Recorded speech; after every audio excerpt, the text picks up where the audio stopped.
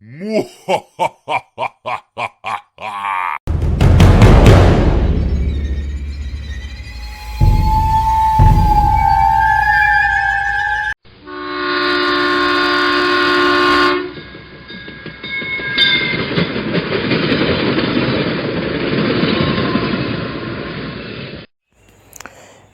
ऐसा गांव जिसका नाम हरिपुर था। हरिपुर एक छोटा सा गांव था जहां ज़्यादातर लोग एक दूसरे को अच्छे से जानते थे। इसी गांव में एक राजेश नाम का युवक रहता था जो एक छोटा सा व्यापारी था। राजेश का विवाह रिया से हुआ था जो उसके चचेरे भाई विशाल की पुरानी अच्छी मित्र थी।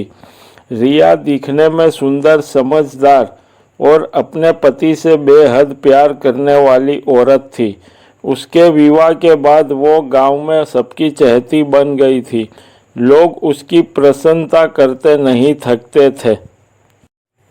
लेकिन हर कहानी में कुछ छिपी हुई घटना और कुछ बातें होती है, और इसी तरह इस कहानी में भी कुछ ऐसे राज थे जिनका पर्दाफाश होना अभी बाकी था। आइए जानते हैं। एक दिन रिया सुबह उठकर घर के काम काज में लगी हुई थी। तभी गांव के कुछ लोग रिया के घर पर आए और उसे बताया कि राजेश की मौत हो गई है। ये बात सुनते ही रिया के पैरों तले जमीन खिसक गई। उसका चेहरा पीला पड़ गया और उसकी आंखों से आंसू बहने लगे।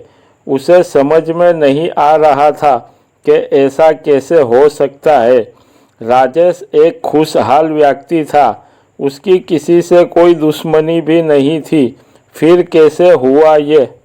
गांव वालों का कहना था कि राजेश की मौत एक दुर्घटना थी, लेकिन रिया को ये बात हजम नहीं हुई थी।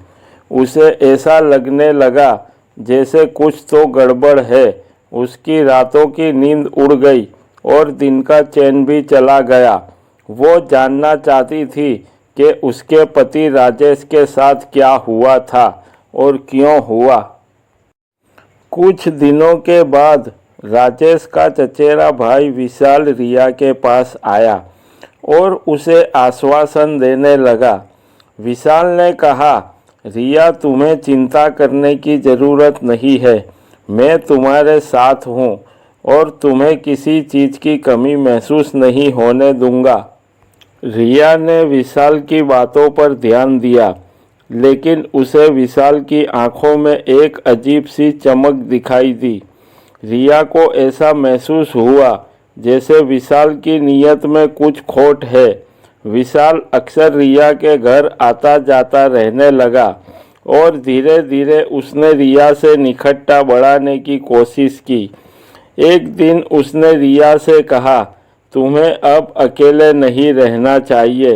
मैं तुमसे शादी करना चाहता हूँ ताकि राजेश की संपत्ति हमारी हो सके और हम दोनों एक साथ अच्छा जीवन जी सके। ये बात सुनकर रिया दंग रह गई। वो जानती थी कि विशाल लालची है, लेकिन वो ये नहीं समझ पा रही थी कि उसने राजेश की हत्या कर दी है या नहीं।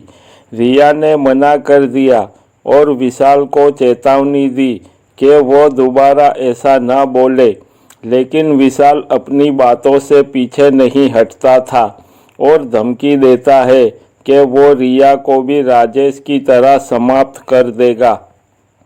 इस घटना के बाद रिया ने पुलिस के पास शिकायत दर्ज करवाई।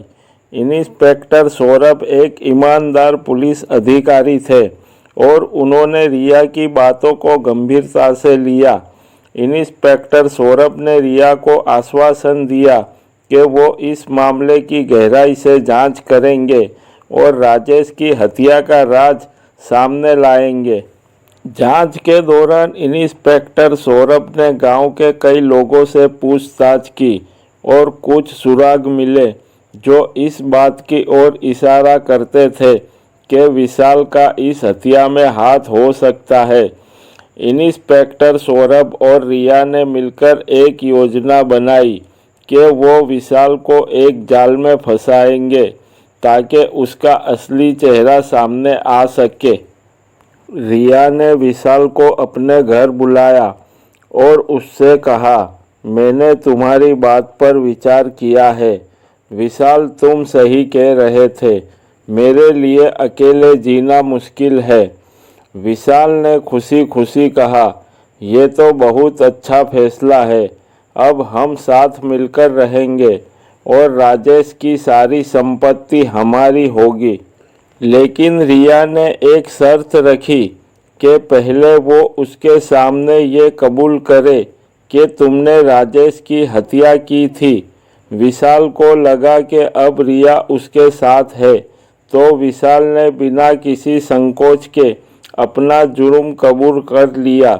उसने कहा, हाँ, मैंने ही राजेश को मारा है।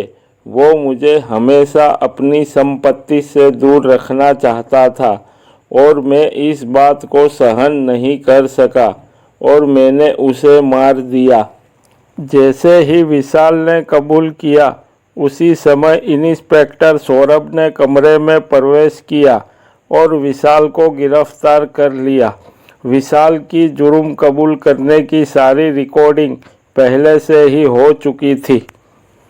विशाल को अदालत में पेश किया गया और उस पर राजेश की हत्या का मुकदमा चलाया गया और इंस्पेक्टर सौरभ की गवाही और सबूतों के आधार पर विशाल को दोषी ठहराया गया और आजीवन कारावास की सज़ा दी गई और रिया को अपने पति की हत्या का बदला मिल गया और उसने विशाल से अपनी और अपने पति की संपत्ति को सुरक्षित रखने का फैसला किया।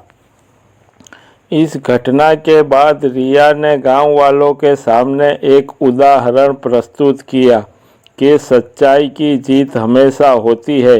वो अपने जीवन को एक नए सिरे से जीने का निर्णय लेती है और उन सभी महिलाओं के लिए एक प्रेरणा बन जाती है जो अन्याय के खिलाफ लड़ना चाहती है। ये कहानी एक साधारण गांव की महिला रिया की है, जिसने अपने पति के हत्यारे से न्याय प्राप्त करने के लिए साहस का परिचय दिया और रिया ने बड़ी हिम्मत जताकर अपने पति के हत्यारों को आखिरकार सज़ा दिलवा के रही। कहानी यहाँ समाप्त होती है। चैनल पसंद आए तो लाइक और सब्सक्राइब कर देना। हम दोबारा मिलेंगे अगली नई कहानी के साथ। धन्यवाद।